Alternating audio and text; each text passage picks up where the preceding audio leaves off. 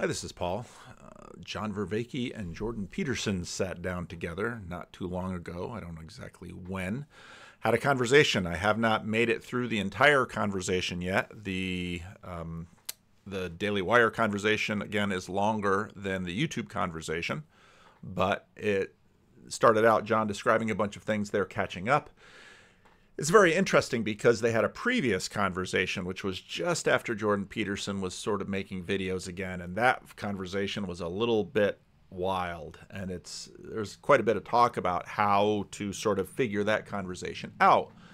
At the beginning of this conversation, I still noticed, I've spoken with John a fair amount, and I've watched Jordan a ton. It's interesting, I think partly because they have so much history together, and they also have a personal relationship.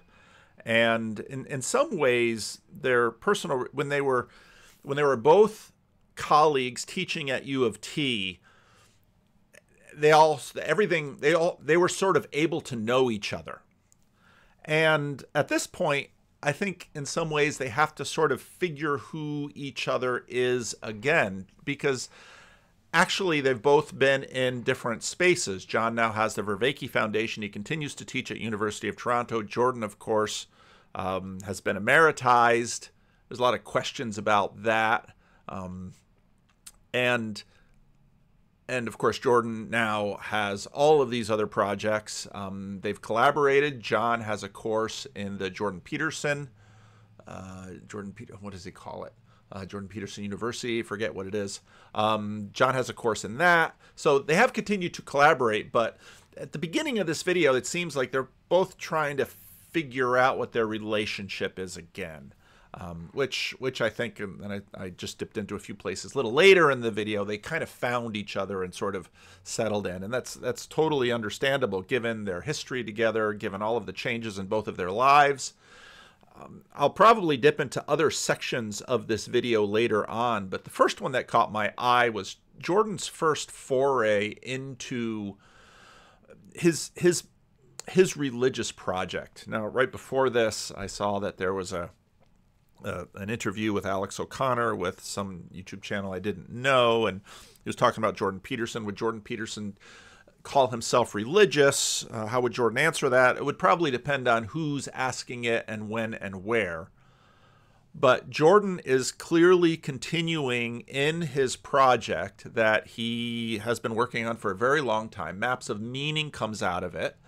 And despite all of the political involvement, all of the, let's say, civilizational involvement, he continues to try to get a sense of, okay, what is religion? How does it function? And he approaches it as a psychologist would approach it. So let's jump into the conversation there. So, hey, speaking, let's turn a bit from the practical to the intellectual. I've got an idea about the sacred I want to run by you. Sure. Technically. Well, now, his use of the word technically is always interesting because it sort of points us to the fact that he's going to talk about this phenomenologically, psychologically, and this sort of gets at his ground up project. And he usually brackets these kinds of things by saying, I want to sort of set the top down over here, and I just want to look at it from the ground up. I had a conversation with Malcolm and Simone again, which will probably be out in their channel in the next few days. But it's very difficult for people to sort of understand sometimes what Jordan is about. And so a big part of what he's doing is trying to figure out religion from the bottom up. And that has a lot to do with, in modernity, there eventually was this split where anything that was eventually labeled supernatural, that's a fairly recent label, was sort of shoved off to the side, say we can only talk about this down below. We can't talk about this above, so we have to sort of build up enough to account for all of what we see in the world. Imagine that you have a hierarchy of thinkers such that this would exist over time. Okay. Such that some thinkers have more thinkers dependent on them than other thinkers. Sure. Right? So they're more. Okay, now I'm gonna say this for those of you who are new to the channel. If you want to watch the thing all the way through, it's there on YouTube. Just watch it all the way through. I don't have a lot of time right now, so I'm going to basically make my comments interstitially. He's building an argument about the construction of, let's say, the cultural psyche package that individuals are delivered. In a culture, we inherit, and I'll use some of my own language, we receive a first draft from our parents and the people around us and the people who formed us and our culture. And a tremendous amount of human civilization is built into this. If you go to his first conversation with Sam Harris, a lot of that conversation was about Jordan sort of trying to set the groundwork for an argument like this. So all of us have been deeply formed by our culture. We've not only been formed by our parents, but we were formed by what our parents received, which was from their parents, and on and on and on, generation after generation, far larger than their parents. We all have a way of approaching the world, which again, combinatorial explosiveness with respect to the world is sort of a foundational element of the conversation that is developed between Jordan Peterson, John Vervaeke, and Jonathan Pageau, that the world is too large for us to take in. And so what happens pre-consciously for us is that we have filters, and we filter out the world. There's some things we see and there's some things we don't. One of these days I'll do another video on home math, but one of the interesting points that home math made is that people actually don't see other people in a room. They will notice some people and not see other people. And if you think about this in terms of your memory, you'll find that it's true. That we have this filter. And I often use the example of my messy office. When I walk into my office, if anything is different or out of place or on my mind when I walk into my office, I see that, but I don't see the rest. I also use the example of a friend of mine a number of years ago who had very low vision. And he was legally blind, but he had some vision. And he used to describe to me how it's like seeing through a paper towel tube. That's all he would see. But now in his mind, phenomenologically, he would see like we see, because he didn't lose that necessarily. It's just he didn't see what was there. So if I would walk up to him quietly, sort of from the side, I would sort of pop into his field of view, sort of like if you go all the way back to I Dream of Jeannie, when she would blink in and blink out of the picture, I would pop into the picture and it would startle him because he didn't see me. And then once he knew I was there, his mind sort of filled in the rest of the field of view. So we have a filter that is not only built up within us over our short lifetimes, but is actually contributed to by generations of people in terms of what we see and what we do not see. This stands in direct contradiction to older forms of theories of knowledge and sensation, where we imagine that we are just blank receivers and we see whatever's in the room. Now, that's sort of a common sense philosophy, but we now know it isn't true. And so some men will say, women don't see me. Some women will say, men don't see me. And to a degree, they're right. And one of the great examples that Jordan Peterson gave us early on, you can go all the way back to his maps of meaning. He points to a video where there's a group of people passing a basketball, and you're asked to count how many times the basketball is passed. And in the middle of the video, somebody in a gorilla costume comes out right into the middle of the video, does a little clowning around, and leaves. And most people who watch the video, who are trying to count the passes of the basketball, never see the gorilla. They don't see the gorilla. Now, that's just sort of a simple psychological experiment. But when you think about this generationally, civilizationally, what we see is the product of the decisions of many, many generations of cultural ancestors. And so now he's going to make an argument about citations, and that is, in a sense, things that are seen in the realm of knowledge. Another video you can watch, as if YouTube is somehow lacking for videos you can watch. Alex O'Connor exposes the weaknesses of Richard Dawkins. Glenn Scrivener reacts. Glenn does a nice job in this video of showing that when, for example, Richard Dawkins is talking about truth claims, he's talking about a certain kind of thing that lives in a particular imaginary.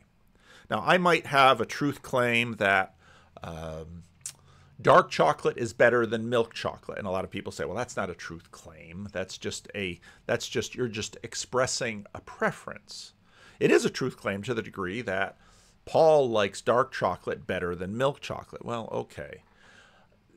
The difficulty that you have with this is we tend to say, okay, here are these truth claims, but which truth claims are actually the relevant ones for a culture?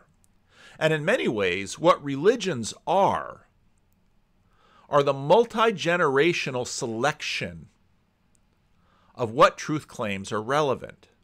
Now, part of what happens in late modernity is that we say, this little box here are the relevant truth claims, such as H2O equals water.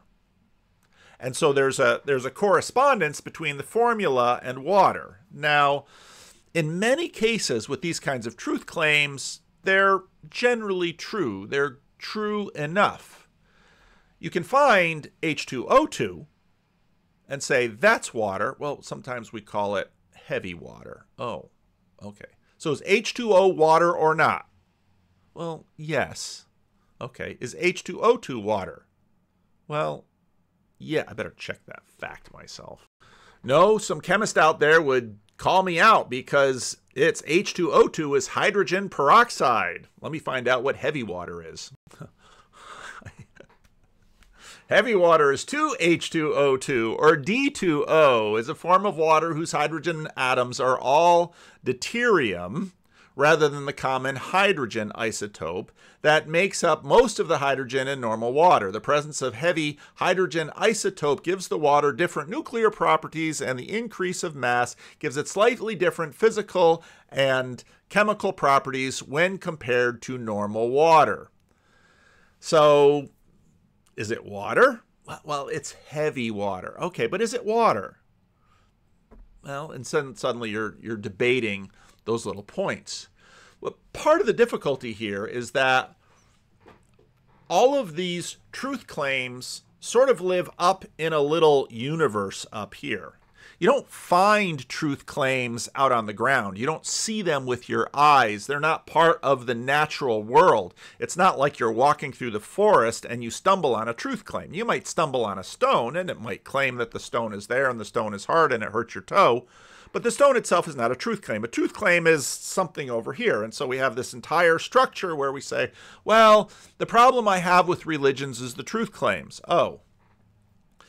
Actually, probably the problem you have with religions are the priorities that have been inherited, that have developed the seeing that has created the world, and all of the interpersonal realities, which are not, again, physical realities.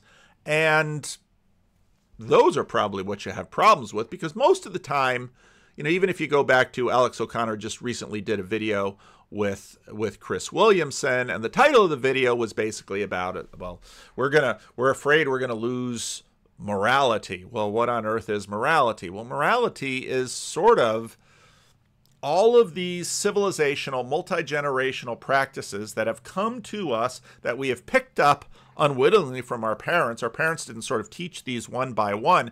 We picked them up without even knowing, and in fact, they're so deeply part of us, we probably don't even know we have them until something comes up and we realize, oh, I think it's right to do things this way, you think it's right to do things another way. Now, if this is sort of a small thing that doesn't matter, it might make for an interesting conversation between two friends, or let's say two people who decided to get married and they discovered, oh, somebody sees the world differently than I do in a very close way.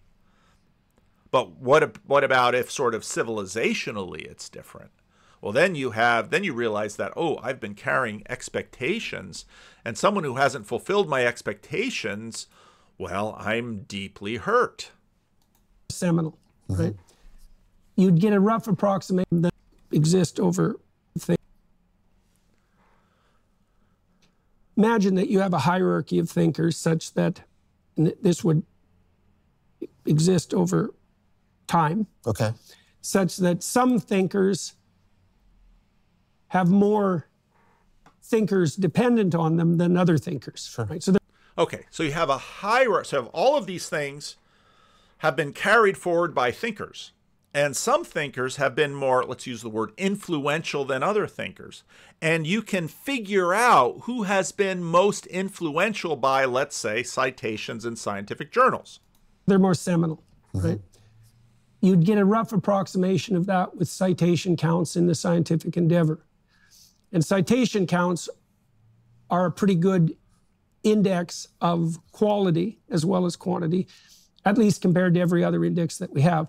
So you can imagine. So he recognizes right there that quality indexes are very fraught. Why are they fraught? Because what we're talking about isn't sort of ideas we have up here in the ether. What we're talking about are things that are so built into us and close to us that we have expectations and ideas about them that we can get upset about if they're not met. There's a lot of things going on with this, but we'll just sort of keep it at arm's length in a safe space when we're talking about scientific papers and things like this. Imagine a dependency structure among thinkers so that obviously a thinker like Milton would be of primary depth. We can make an argument with someone like Augustine, okay?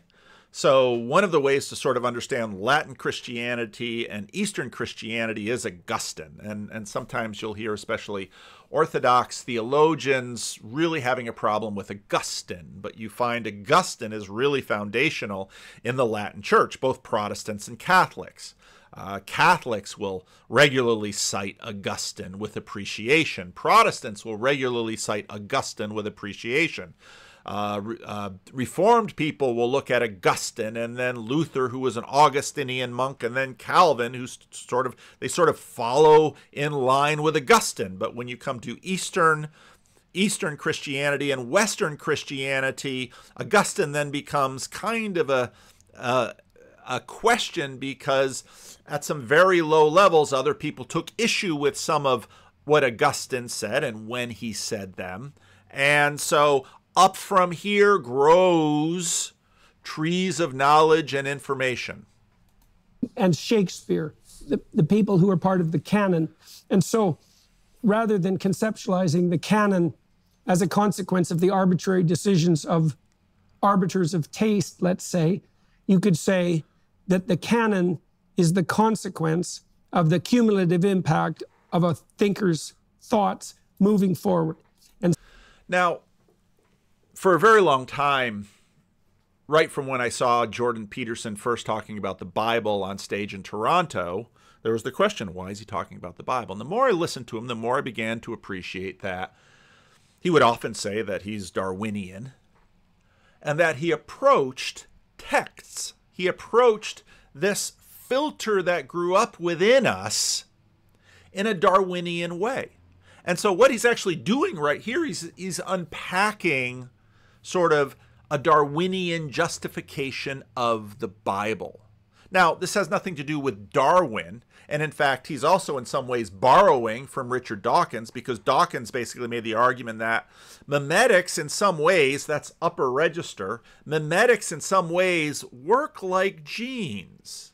And so basically what Jordan is saying is that when you have something like the Bible, the biblical canon, so much is tied down to that it becomes super foundational at very low levels that are pre-conscious to us in terms of our formation of the world.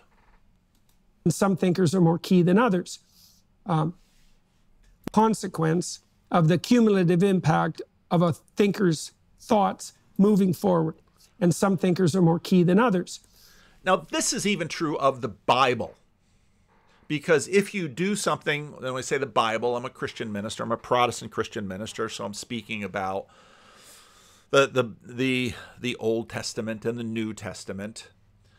There are other books that are quoted in the New Testament, but even if you use Jordan Peterson's citation measure, there are certain Psalms like Psalm 110 that are quoted again and again and again in the New Testament.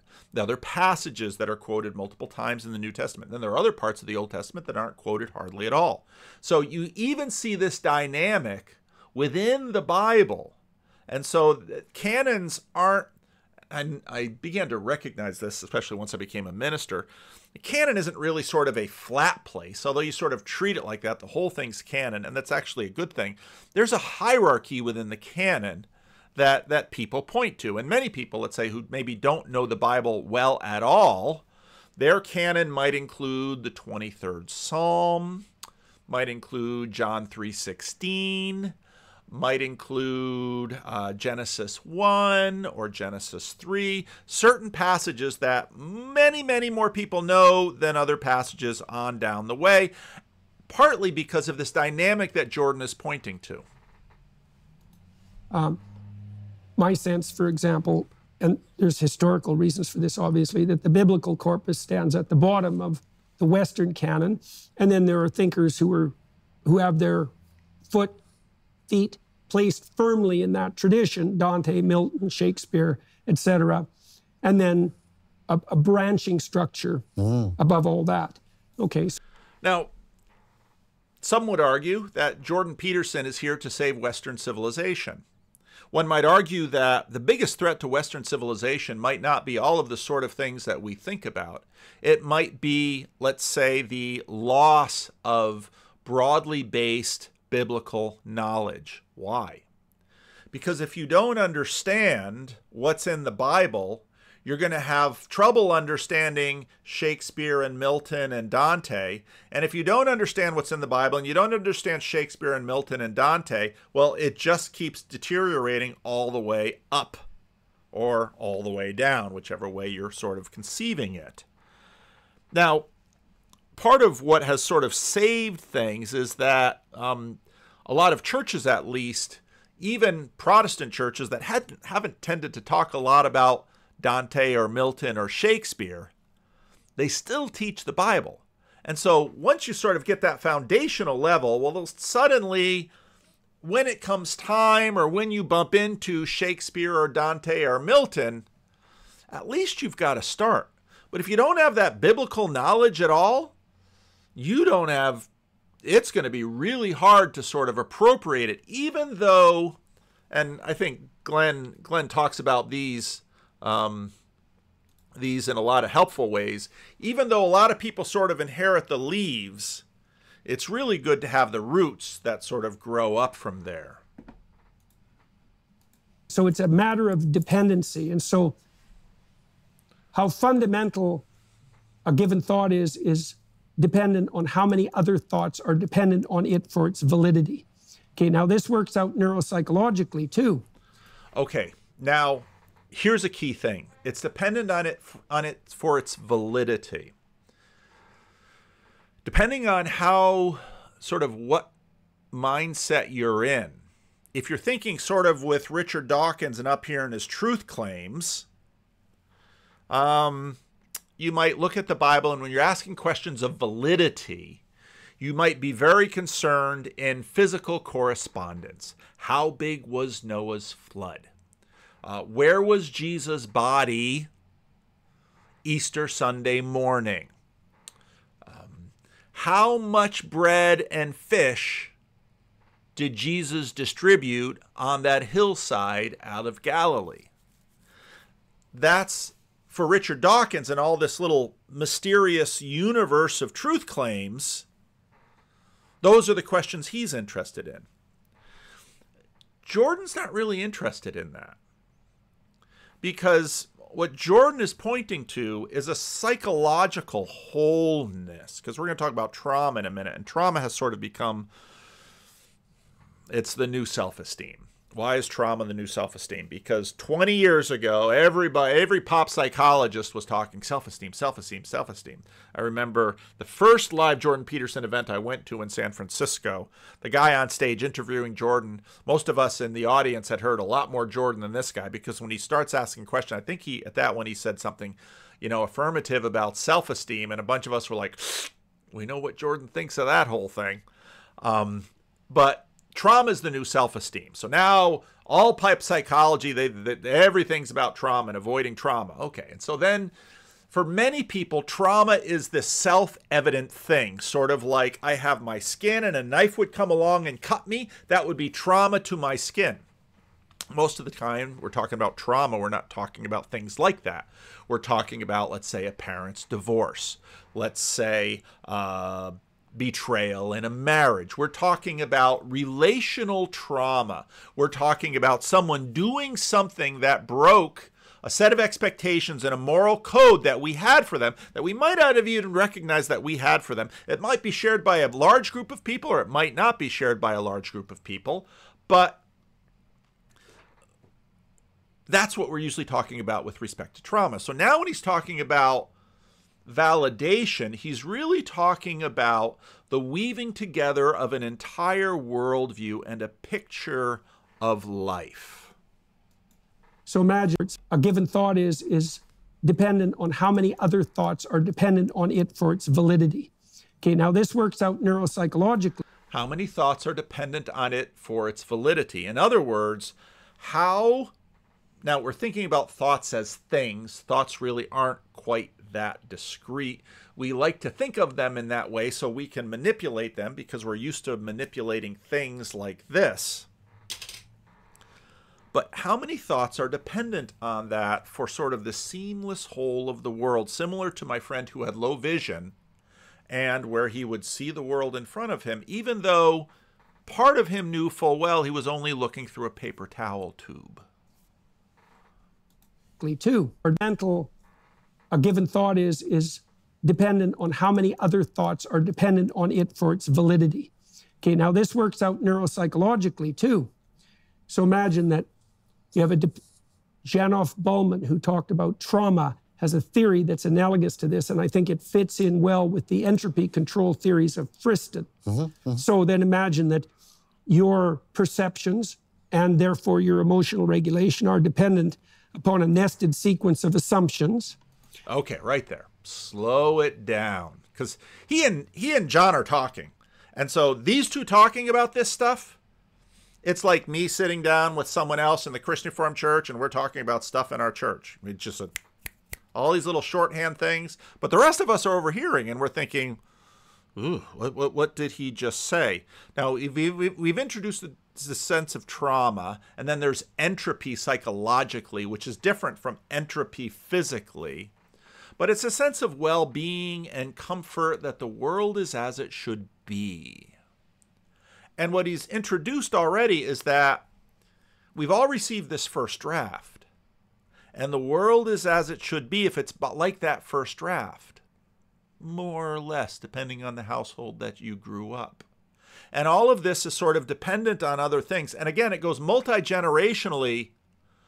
So maybe you've never read the Bible. Maybe you've never understood anything from the Bible. Maybe you've never thought about this, but your ancestors have been formed by that book. And so your ideas of good, bad, right, and wrong, your ideas of morality, your ideas of the way that the world should be goes all the way back to that book, even if you've never read it. You just think it's self-evident.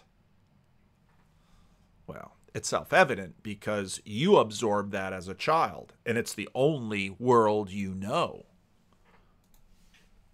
So to this, and I think it fits in well with the entropy control theories of Friston. So then imagine that your perceptions and therefore your emotional regulation are dependent upon a nested sequence of assumptions. Your perceptions, what you see, and your emotional regulation, whether you feel that everything is in order, you're calm, you feel good about the world, you're not too anxious, all of those things. These are all nested on these assumptions.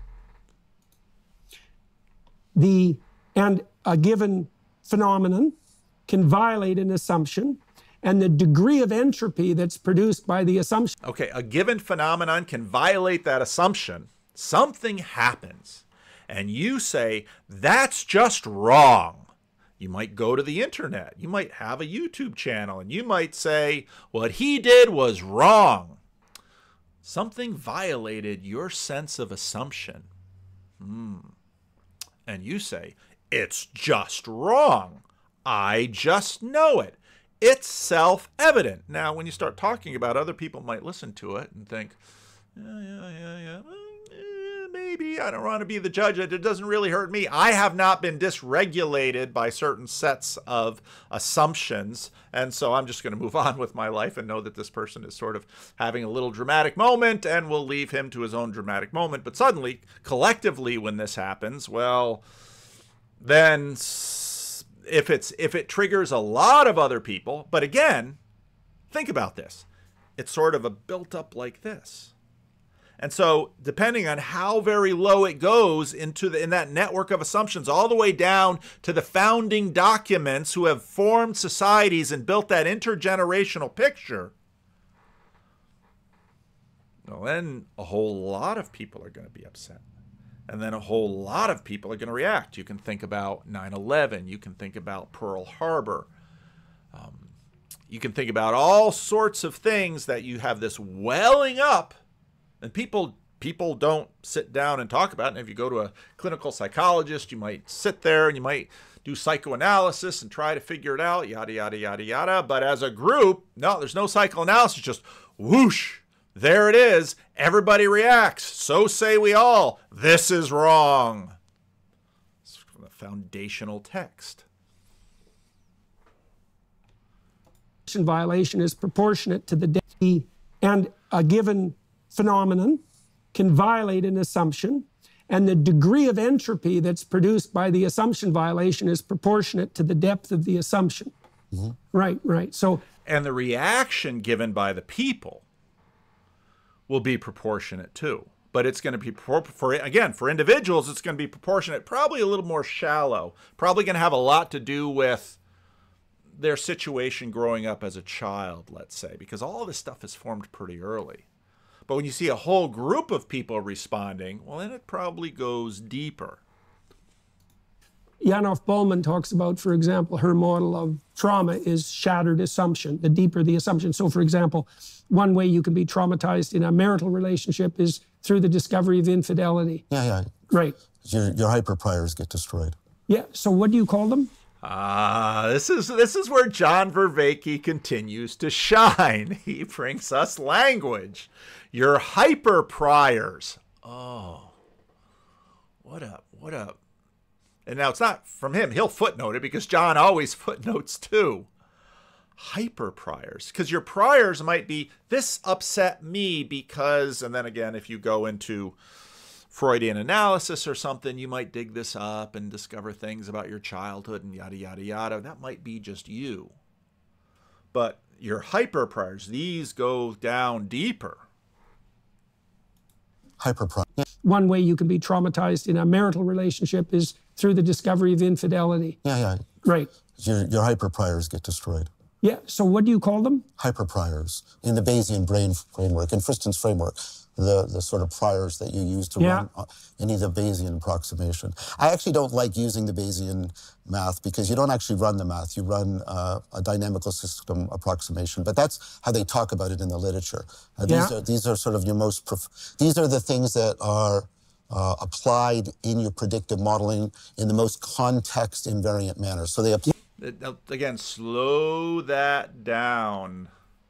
Applied in your predictive modeling in the most let me hear what he said again. These are sort of your most, these are the things that are applied in your predictive modeling in the most context invariant manner. So they apply in the most context invariant manner. So these are deep assumptions that we carry into many different contexts. Yeah, right. Context invariant. Right. Well, that's another way of thinking about it too, is that something more fundamental applies across more situations and time spans. Right. Okay. So here's a secondary.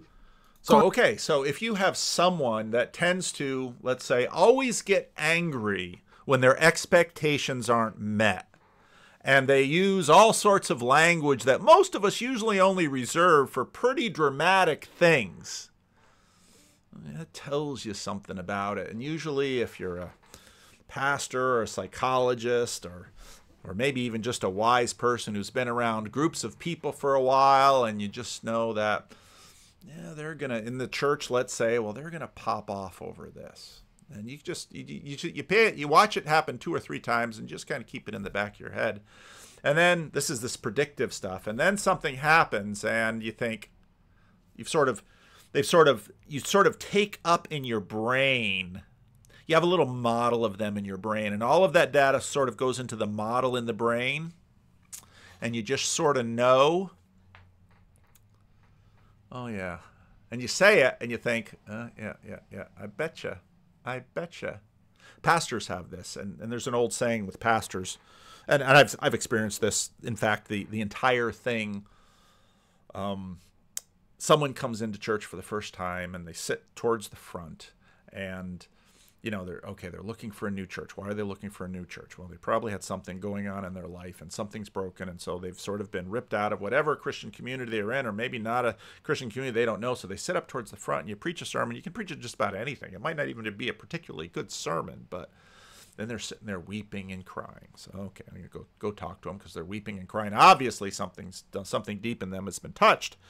Part of the things that you begin to learn over time is that, well, people don't really see you too often. They're usually projecting a ton onto you. And once you figure that out, you learn, I got to be kind of careful around these people, because you know what? They're projecting a ton onto me, which means this is going to go down. This is going to be deep.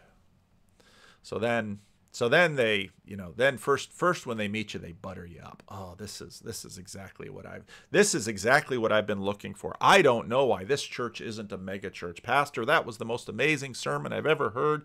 Yada, yada, yada. Now, again, sometimes people will say things like that, and that's all fine, well, and good. But what happens when you're a pastor is when this happens, you just pause. So you've already established your little model of them in the back of your mind.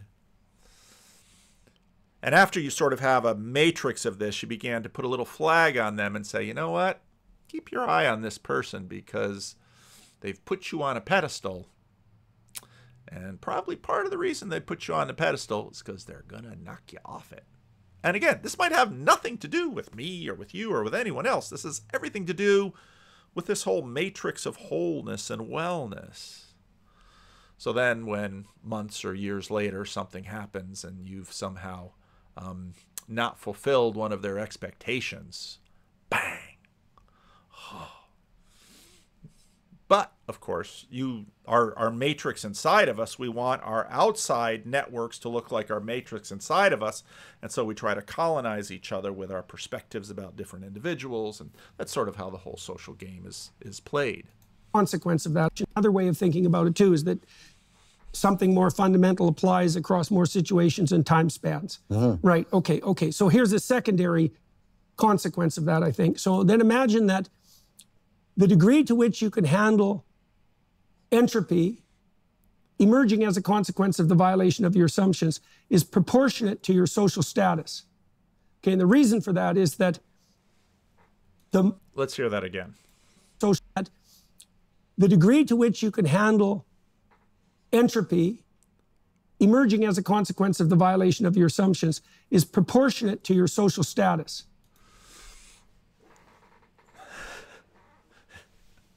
You really do need an interpreter, and I might even get this right, and so some of you will pick it up in the comment section, because this is not my field, but I've been listening to these guys for a while. It goes something like this, and it has everything to do with what Peterson would say when you should be the kind of person that can preside over your father or your mother's funeral. Why would you say that? Well, because something has been sort of torn apart in your social world, and that's going to trouble you, and that might debilitate you. Now, what happens with a social matrix is we're always watching each other. And when someone demonstrates stability in times of trouble, not losing their head. They don't wear all their buttons on the outside that everybody can push. You know, you remember Back to the Future where the Michael Fox character, that was his name, wasn't it? When anyone would call him yella or a chicken or a coward or something like that, he'd pop off. Well, once people figure that out about you, if they for any reason want to play with you, when you've shown them where your button is, it's predictable. They will pop off. And so part of what we do as people in community is we look at who doesn't get popped off easy, who doesn't go off the handle easily, who is cool when everyone else is losing their head, who is reliable when everyone else is sort of unreliable, who can be trusted when everybody else is just sort of acting like an idiot or saying names about other people, so on and so forth. And we tend to push them up the hierarchy. Tends to be what we do. Okay, and the reason for that is that the better your reputation, and therefore the better your situation in the social environment happens to be, the more resources you can bring to bear on a problem if one emerges. Mm-hmm. So in other words, why we push other, and we've talked about this part, why do men push other men up the hierarchy? Oh, because again, we don't do this consciously. We don't think to ourselves, oh, I'm going to push him up the hierarchy so that if we have a crisis in the community, he's going to be more able to marshal resources than I can. We do this collectively as cities, states, governors, nations, churches, friend groups, teams, all those kind of things. You would think that if someone was a real narcissist and super self-centered, they wouldn't want to have a star like LeBron James, let's say the younger LeBron James, they wouldn't want to have him on their basketball team. It's generally not what we do. We want LeBron on our basketball team. Why? Because he's going to help us win. Now, I'm not going to get the ball as much. I'm not going to score as many points. None of that's going to happen, but I want to win. So I want LeBron on the team, and I'm always going to say good things about LeBron because I want him to win. And that's why people pay very close attention to some people deciding that they want to sort of cause a division in the group. Because when people see that, they instinctively react like, what's this about? And then they sort of weigh it, because it might be that the person that everybody is following isn't what they say they are, or maybe is unreliable or something like that. You always got to kind of leave that as a possibility. But then you also have to look and say, well, what are my alternatives? You? Are you my alternative? Will you be reliable? Will you keep your head when everyone else loses their head? Will you just kind of throw words around when everybody gets a little bit upset? Or are you just trying to carve out a little something for yourself? So in other words, implicit in human community is a sense of, well, we push people up the hierarchy so that they can help us all. And that tends to be what we do. Okay, now imagine your serotonin system indexes that, because we know serotonin is one of the systems that's implicated in the relationship between social status and emotional regulation. Sure. So now the serotonin system has inputs into the memory systems that have this hyperdependency structure. So now he's talking a bunch of brain chemistry. And for most of us, we're probably really vague on all this brain chemistry, but maybe if you like Jordan Peterson, you'll trust him on this, and maybe if you don't, you won't. He's talking to John Vervaeke, so if he says something really outlandish, maybe John Vervaeke will call him on it. But basically, this whole section and the way Jordan talks is super... People who are scientifically predisposed, or even if they don't know any science, because just in our culture, science-y stuff feels valid.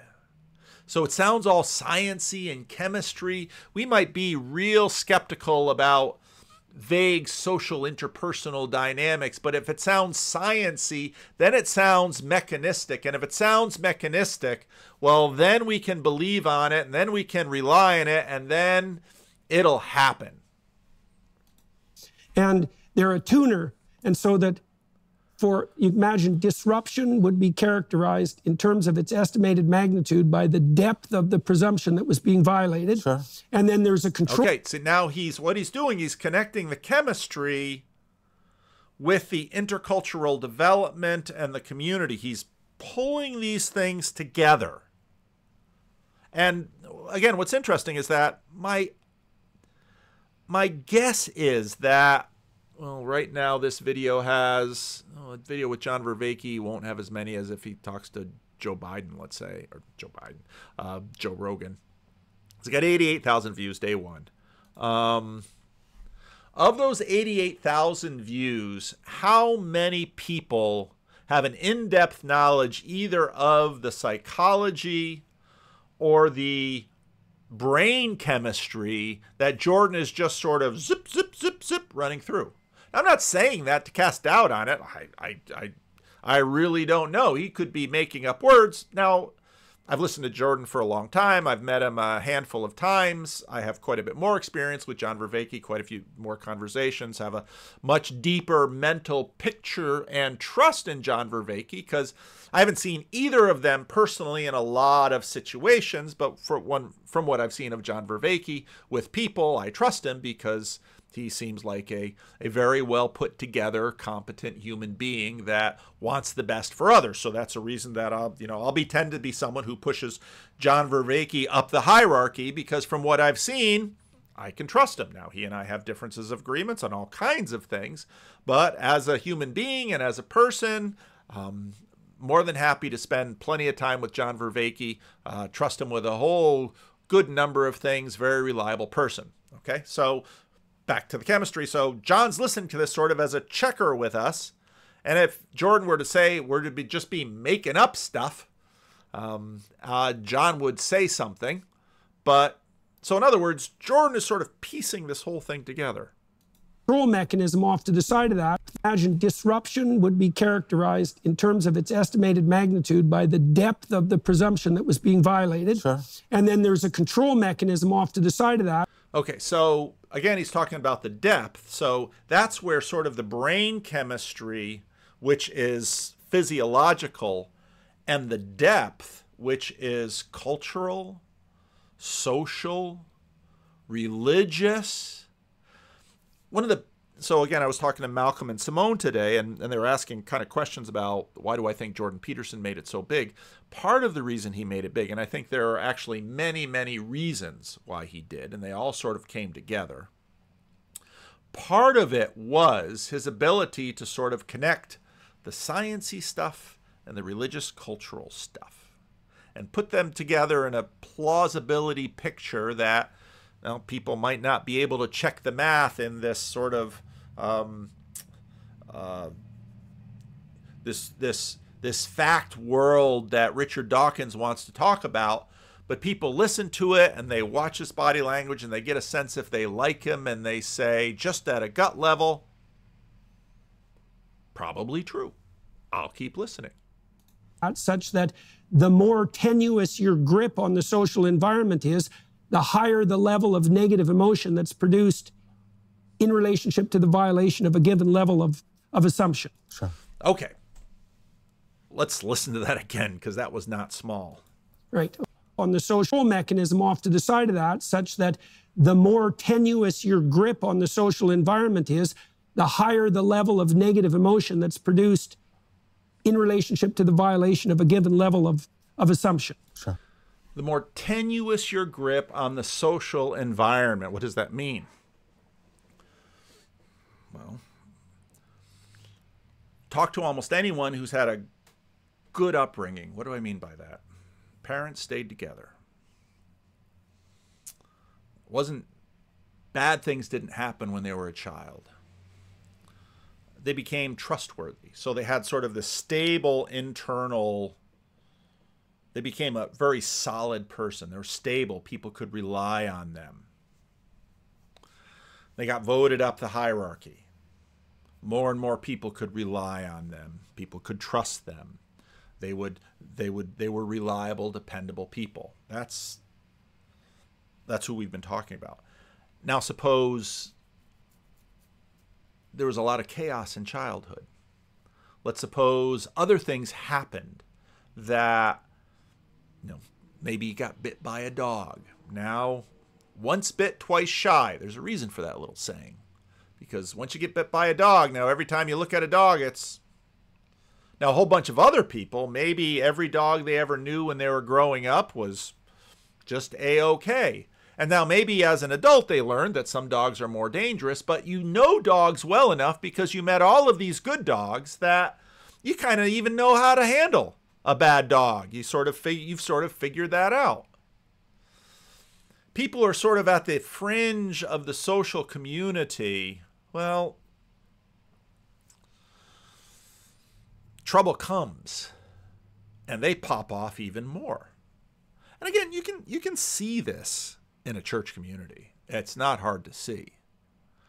And once you make mental maps of picture, so when you sort of announce something in church, let's say, and you already know who's going to pop off. And so you might think, okay, I'd better sort of have answers for these people. Or sometimes you figure, I'll just be quiet with these people because you know what?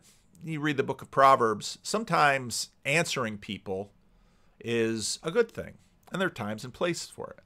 Sometimes answering people is not a good thing because what you're really doing is drawing more attention to them. And some people just feed off of attention.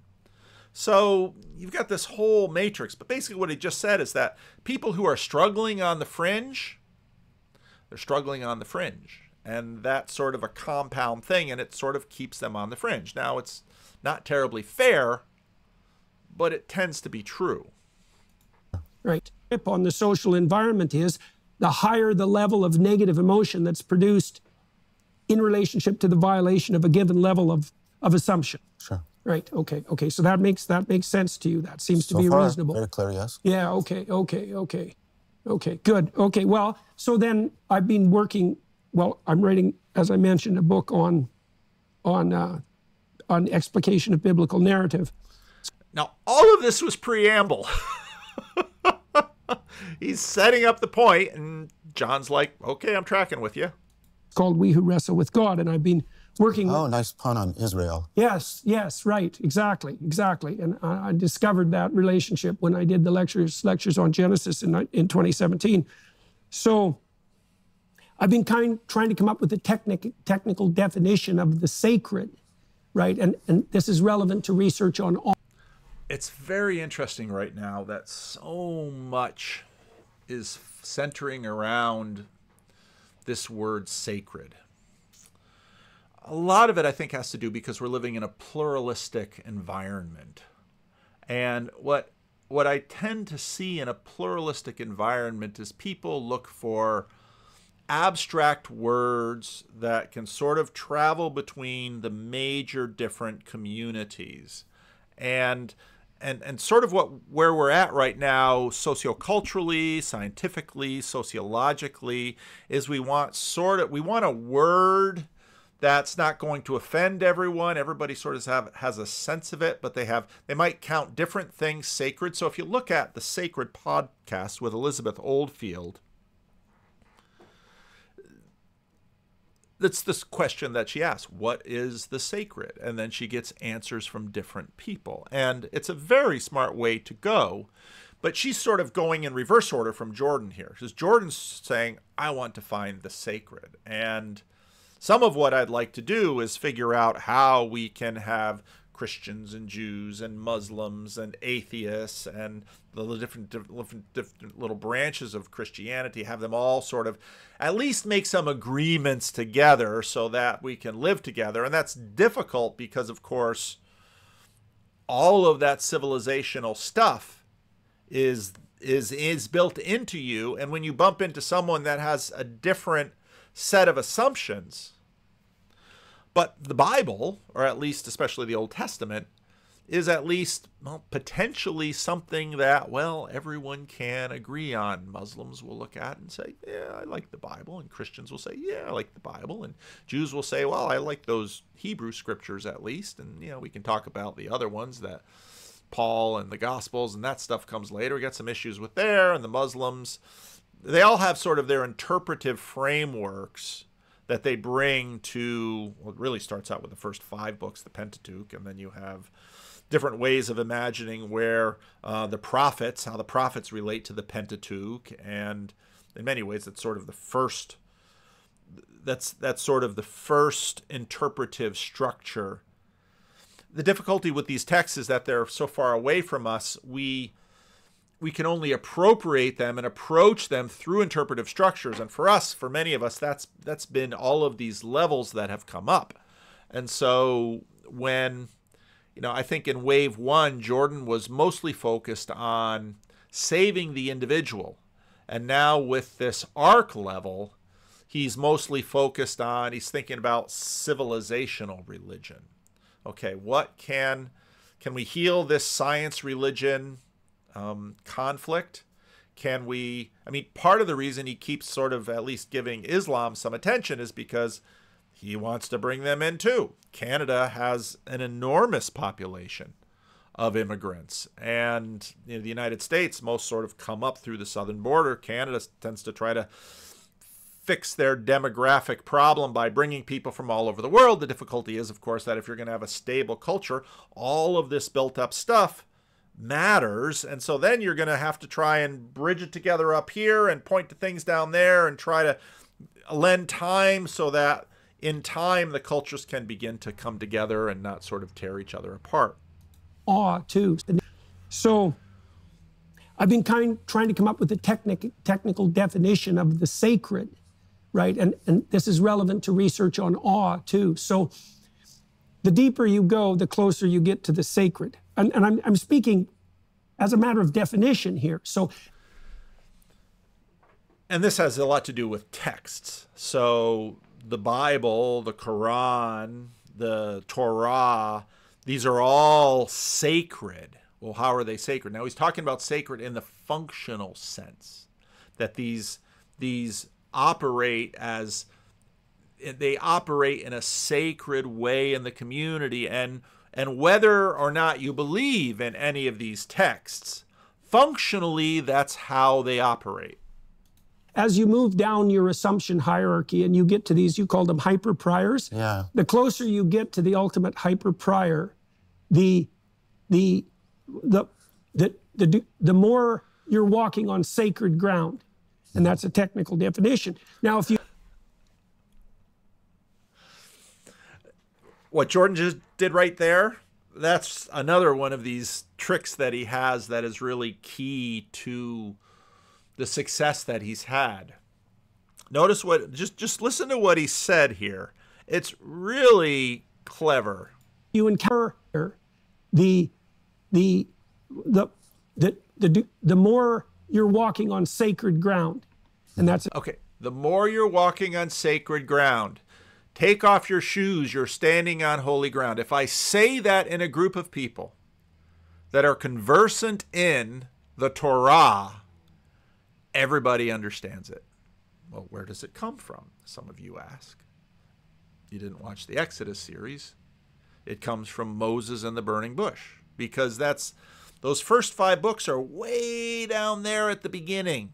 They're way there, and all the other books, they point to those books. In the beginning was the Word, and the Word became flesh.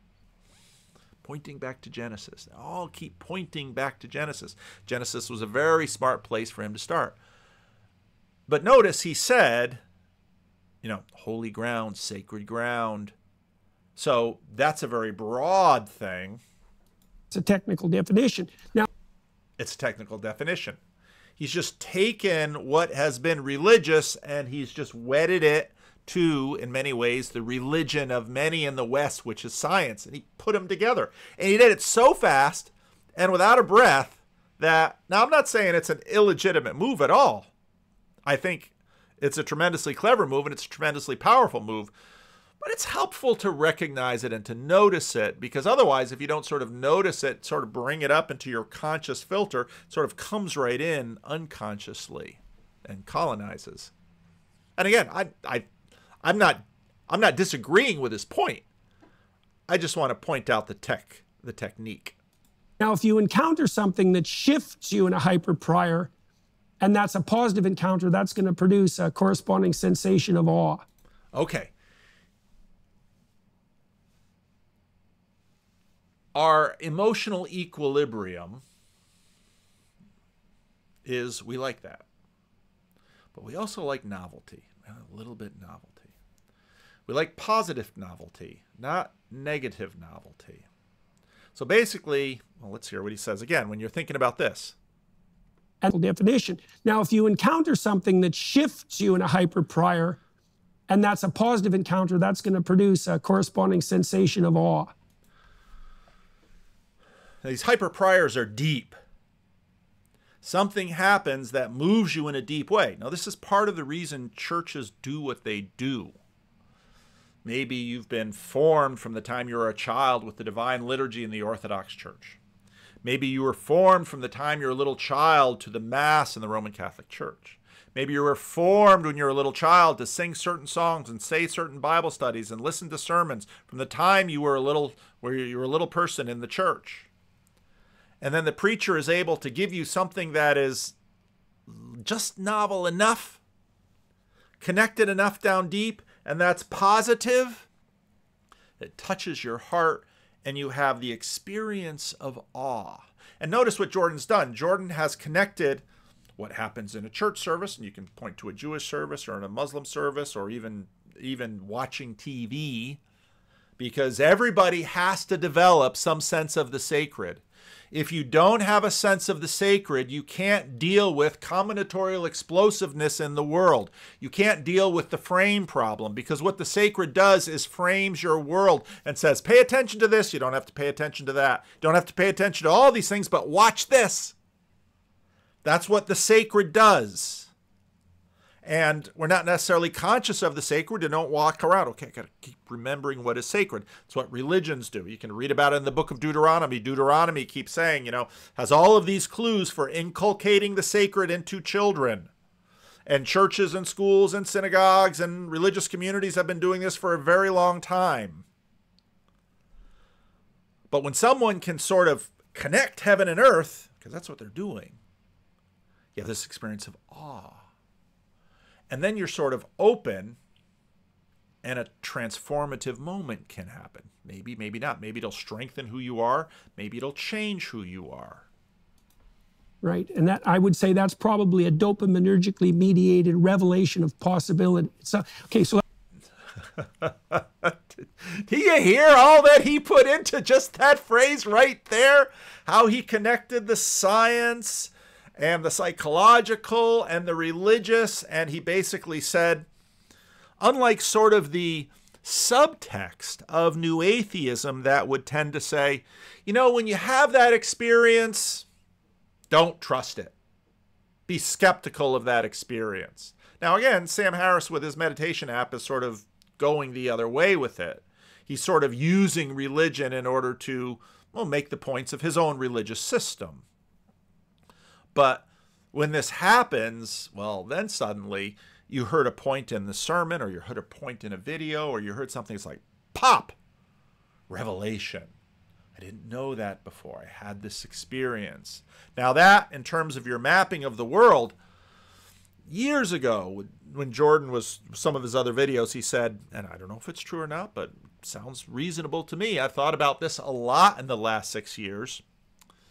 And now raising this dog, it's been very interesting, because you really notice with a dog, if the dog has a positive reaction in a space, he'll like to be there. So one of the things when you're kennel training a dog is tell the dog kennel, get him to go to his kennel, and you give him food in the kennel. Just keep giving him food in the kennel. And the dog pretty much figures out, kennel's a good place. I like my kennel. My kennel is my favorite place. I'll be in my kennel until I maybe have to go out to the bathroom, because I don't want to mess up my kennel, because my kennel is nice.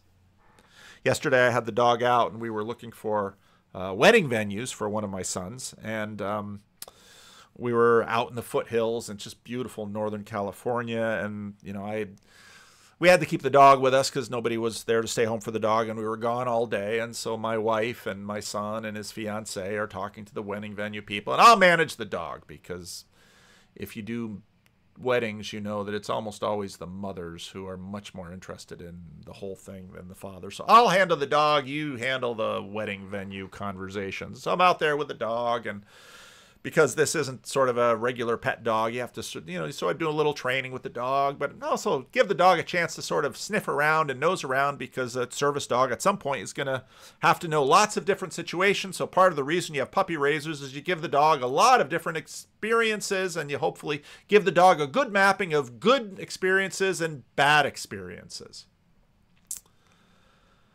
And so he was just sniffing around, and then I saw him sort of leap back after something, and I noticed that there was one, maybe it was a berry plant or something. It was sort of a runner. It had all these little thorns on it, and somehow, dogs are pretty thick-skinned, but somehow she must have just caught a little bit of that thorn and jumped back. Well, the thing you begin to realize with the dog, that if the dog goes into that area next time, the dog has a real sense of good or bad, just in sort of blank. So I usually, I often bring the dog to church in the morning, and I have a little kennel in the office. Dog loves the kennel. Bring the dog into church. Dog loves the church, because I let the dog sniff around and play with the dog in the church. Whenever dog's in the church, dog loves the church. Church is a happy place for the dog. Well, you want that. You also want to give the sense of, well, one of the things that we do for these dogs are, if, you know, we're always sort of treat feeding these dogs. It's the particular organization that we're working with, our own philosophy, yada, yada, yada. Every now and then you sort of drop the treat. And what you do is you can't let the dog get the treat that you dropped. Well, why? Because someday this dog is going to be with someone, and they're going to be taking ibuprofen, and they might drop a pill of ibuprofen, and the sound of that ibuprofen hitting a floor is about the sound of a piece of kibble hitting the floor, and then suddenly that dog is on it and eats that ibuprofen and is in a world of trouble. So you train the dog, you don't eat off the floor. And so it's pretty amazing at this point. We've had the dog a few months. You can drop kibble and that dog won't eat it most of the time. If the dog thinks he'll get away with it, he'll go for it, but the dog won't eat it. And I'll pick up the kibble, and good, and then I'll reward the dog, and the dog will get the kibble. You have all of these associations. Well, Let me run something, probably going to there's something that shifts you in a hyper prior, and that's a positive encounter. That's going to produce a corresponding sensation of awe, right? And that, I would say, that's probably a dopaminergically mediated revelation of possibility. So, okay, so let me run something else by you and tell me. So, in other words, all of these systems are together. And, well, church has always been a good place. Everybody's treated me nice at church. You see this all the time. You've got, you know, part of the reason why people from group homes and homeless people keep coming into the church is that homeless person goes into a store and everybody looks at him, and the security guard is watching him. Everywhere they goes, the security guard is going to watch that homeless person with good reason. Homeless person comes into the church. Would you like a cup of coffee? Would you like a donut? Have a seat. It's warm in here. Would you like me to put your stuff over here in the corner? Nobody's going to touch your stuff. It's going to be okay. I'll keep my eye on it. I want you to just sit down and relax, enjoy your cup of coffee, enjoy your donut, and be here. Church is a good place. Oh. And now, almost all the homeless people, I've never met an atheist homeless person. I'm not saying there aren't any. It's just they're a pretty tiny number. They're almost all religious, and something happens. Boom, revelation. Now, sometimes people have too many revelations. They've always got a new idea. That's the side of the line that I'm probably on. Other people never have them at all. Tell me what you think about this. Okay, so I've been conceptualizing the sacred as a process too. So there's a spirit in the Old Testament that... Don't let that one go by too. I've been conceptualizing it as a process too. That's really important right now in terms of the whole New Atheist movement. Because basically the New Atheist movement said, God is a thing. We can't find that thing. Therefore, there is no God. It's basically the New Atheist, there is no God thing. That's what it is sort of at its heart. Now, Jordan is slick. He says, well, what if God is more like a process? Now, this isn't new. You can look at Alfred North Whitehead. You look at a whole bunch of mid-20th century theologians. It was called process theology. And they were sort of open to the same idea that, well, there are things in the world like this lens cap. Someone recently said, why don't we ever see the cell phone stand? That's because when I rearranged my office, I didn't need a cell phone stand. I've got a wireless charger over there. My phone is sitting on the wireless charger, and it's over there by the USB thing, and it's not easy to grab. But my lens caps, they're here. God isn't a thing in the universe like a lens cap. And Jordan says, well, what if God is more like a process? Because actually, in many ways, and this is sort of the deep way that evolutionary thinking, evolutionary psychology, Darwin has deeply impacted our imagination, because you can't go out and find evolution. And so you can watch Christian atheists debate like this. An atheist will say, you can't go out and find God. And a Christian could say, you can't go out and find evolution. Evolution is not a thing in the world. I walked by one day and there was evolution. It was there right in front of me. I almost stubbed my toe on it. No, it's not a thing like that. It's a process. Well, what is a process? Well, it's kind of hard to describe a process, but most of us have a sense of what a process is. It's in an environment. John Vervaeke called it something like the hyper thing. That's characterized as Yahweh. And the theory in the corpus is that whatever this central spirit is makes itself manifest in a number of different guises. Okay, now a spirit. Ooh, there's another word. That's a word that doesn't shake us too much because we've got it built into our world and our language in so many different places. But right there, that's where it's sort of the new atheist could, a spirit. No, we don't believe in spirits. You don't? Well, yeah, well, we do. Well, what is a spirit? Well, there's school spirit. Yeah, we believe in school spirit. We believe it's important. We can't really control it, yada, yada, yada. So, well, there's a beachhead there. So I can't say that there aren't spirits, but there aren't, you know what I mean. And then they sort of implicitly point to Descartes. There's sort of material substance and there's spiritual substance. There's no such thing as spiritual substance. Okay, well, what is school spirit made up of? It kind of pushes them. Well, maybe interrelationships. Well, what's a relationship? You can't bump into a relationship. What do you mean you can't bump into a relationship? If you cheat on your wife, you'll bump into that relationship fast if she finds out. Yeah, you will. So is there such a thing as a relationship? Well, yeah.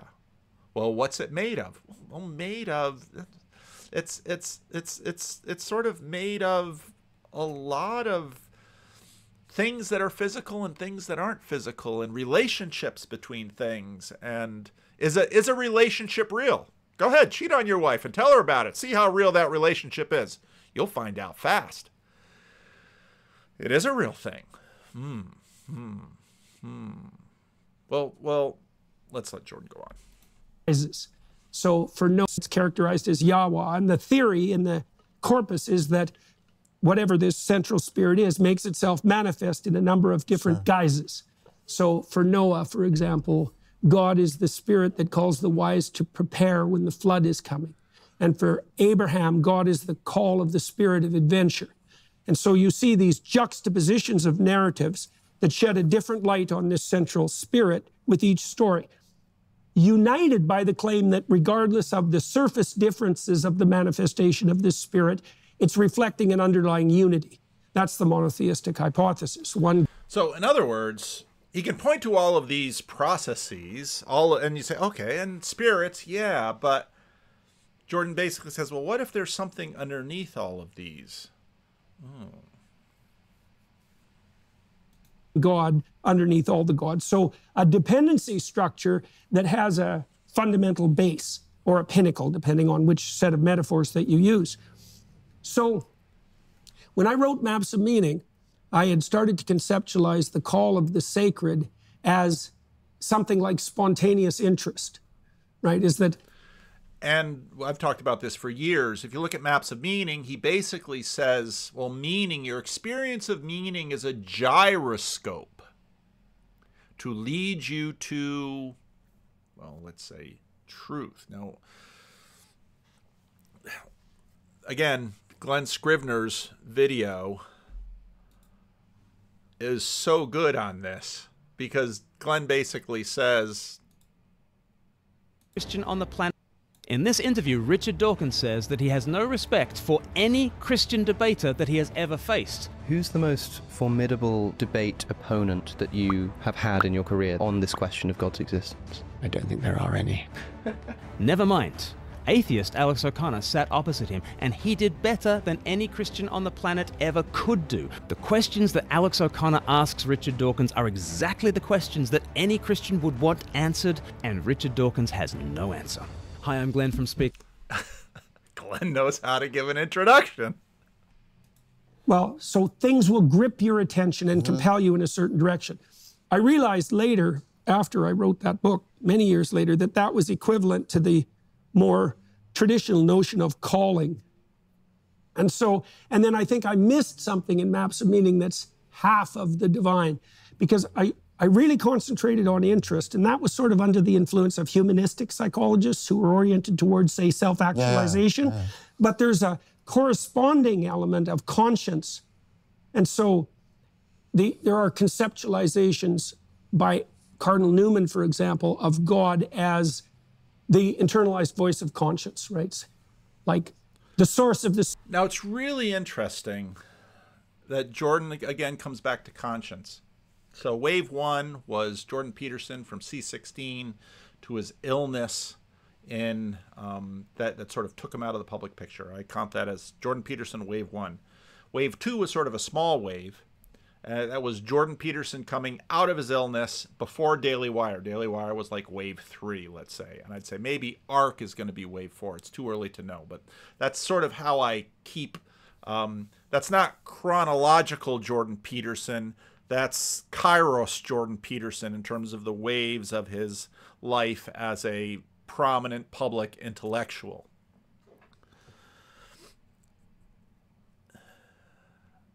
He began wave 2 talking about conscience. If you look at those videos right after he's looking really rough and he's really not very well at all. Conscience, conscience, conscience, conscience. That really set in some of those videos. Then we haven't heard about it for a while. So it's interesting now that, okay, Maps of Meaning, I saw sort of the gyroscopic meaning as gyroscope pointing us uphill to truth. Now we're going to have to deal with this truth stuff.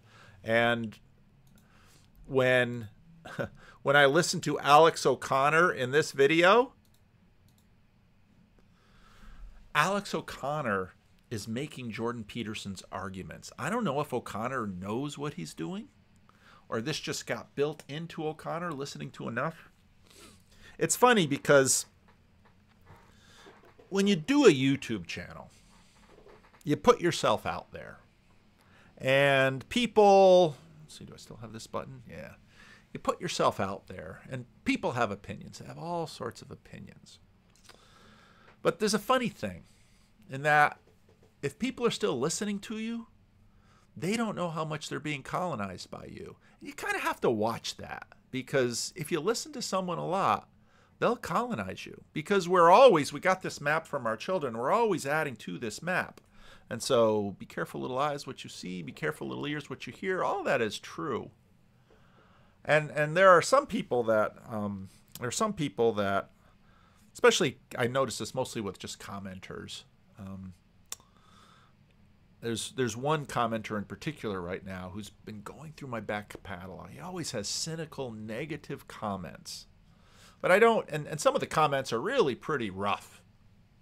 But I don't usually do anything about them. And that again, these are the things you learn in church, because I remember first year I was in this church, I'd gotten warnings about this one guy. I think he's still alive. No longer in the church, hasn't been in the church for years. There were issues with his marriage. His wife, boy, I don't know how she hung in there. Kids didn't like him very much.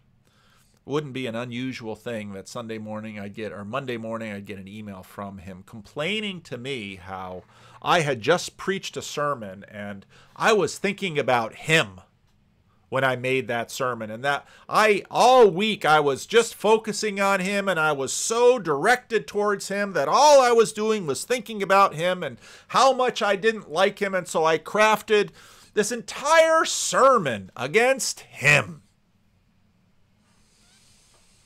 Oh.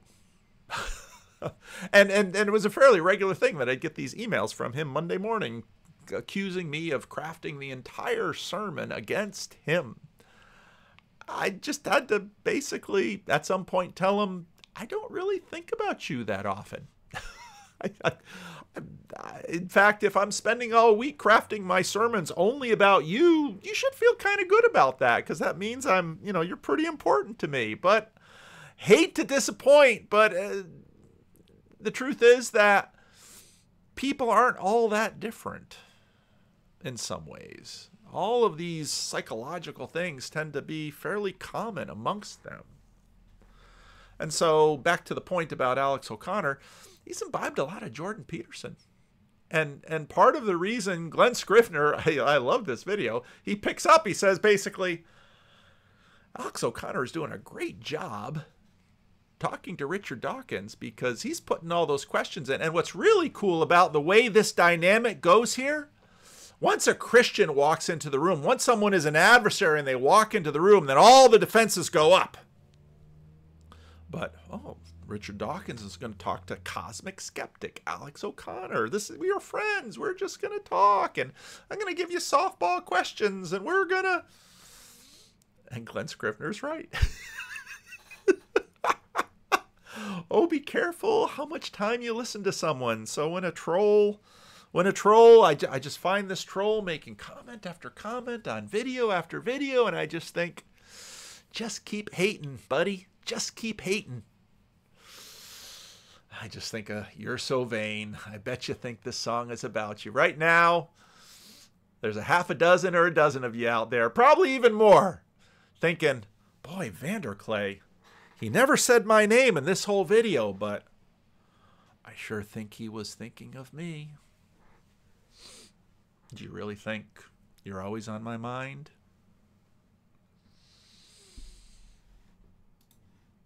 Superego, that's another way of thinking about it. But then you could think of Yahweh as sort of the dynamic relationship between calling and conscience. And to me, that maps nicely onto positive and negative emotion, because a calling is going to entice you forward with dopaminergically mediated, what would you say, indications of treasure to come. And conscience is going to say, you've deviated off the golden path. Okay, so there's sort of an opponent processing between the two. Calling says, oh, here's the treat. Here's the treat. Let's learn these tricks. Here's the treat. Yeah. Another part is saying, be careful, be careful, be careful. Might be a trick, might be a trap, might be this, might be that. We've always got these two things balancing. Into the domain of danger, and there's something you should sort out. And then, well, you see quite clearly in the Old Testament corpus, and it also emerges in the New Testament, that there's a dynamic relationship between conscience and calling. And that looks to me like what's conceptualized as the Holy Spirit, that dynamic relationship. So, and that's a super, I mean, I'm tracking. I think that's the Holy Spirit. It's like, whoop! Little revelation. Think about that. So then I bring in my filters. Where are my filters? Well, way down deep, all of this Bible that I've been reading for 60 years. Well, who is the Holy Spirit? What does the Holy Spirit?